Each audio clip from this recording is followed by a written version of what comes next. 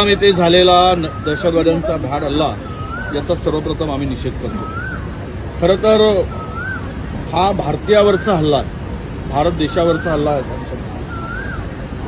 ज्या पर्यटकांना ज्या पद्धतीनं या दहशतवाद्यांनी शहीद केलं, हे खरं म्हणजे इथे राजकारणाचा विषय नाही, पण हे इंटेलिजन्सचं फेल्युअरच आहे। जिथे हजारो पर्यटक असतात तिथे साधा पोलीस किंवा आर्मीचा कोणी असू नये आणि दहशतवाद्यांना रान मोकळं केल्यासारखं या आणि मारा अशा पद्धतीचं त्या ठिकाणी जर परिस्थिती निर्माण होत असेल तर मग इंटेलिजन्स काय करत होतं? त्यांना याची माहिती नव्हती काय?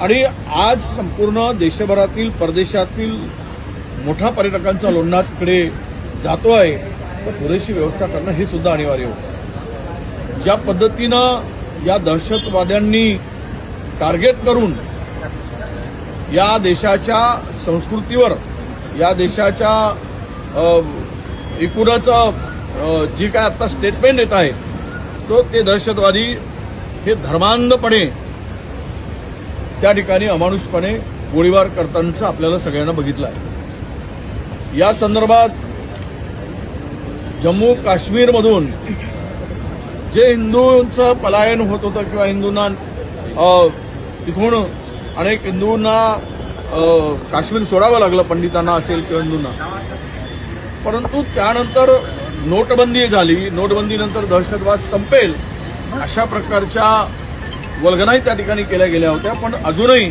तेथील दहशतवाद अलीकडे झालेल्या ज्या काही घटना आहेत आणि वारंवार तिथे दहशतवाद्यांकडून जे हल्ले होत आहेत आणि निष्पाप पर्यटकांचा बळी केला जातोय, त्यांना शहीद केला जात आहे, या संदर्भात मला वाटतं की सरकारचं अपयश आहे आणि इंटेलिजन्सचं फेल्युअर आहे, हे मान्यच करावं लागेल। आता चौकशी वगैरे होईल तो भाग वेगळा, पण सरकारने ही चूक मान्य करावी आणि आम्ही त्यांच्या पाठीमागे आहोत।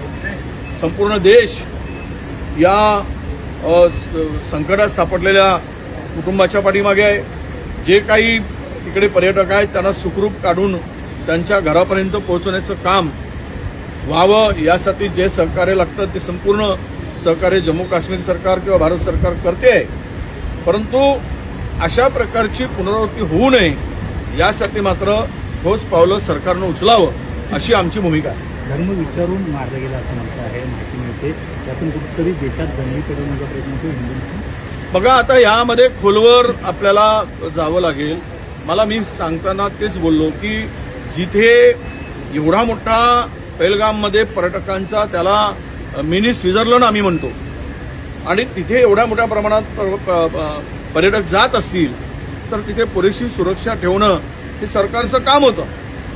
तिकडे हल्ला झाल्यानंतर 10-15 मिनिटांनी पोलीस तिकडे मिलिटरी किंवा पोलीस पोहोचली, म्हणजेच हा कुठेतरी एक कट आहे या देशामध्ये धार्मिक उच्छांद मांडायचा, उन्माद करायचा आणि दोन रिलिजन्सना एकामेकाच्या पुढे उभं करायचं आणि देश अस्थिर करायचा, हा त्यामागचा डाव असू शकतो। सर, हिंदी में कहना चाहेंगे, जिस तरीके से जम्मू कश्मीर में हमला हुआ है, क्या कहना चाहेंगे पहली प्रतिक्रिया? पहलगाम में जो हमला हुआ है जम्मू कश्मीर में, ये निरपराध और जो देश के पर्यटकों का, देश हो परदेश के पर्यटकों को जिस तरह से टारगेट किया करके मारा गया है, ये बहुत बड़ा ये हादसा है, ये बहुत बड़ी निंदनीय बात है।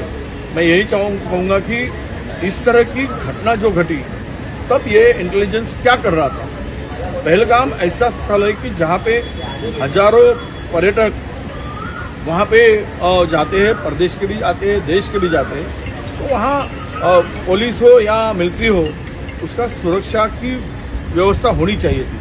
अगर ये इतने 4 हो 6 हो जितने भी टेररिस्ट आए थे और उन्होंने बिन दिक्कत से गोलीबारी करके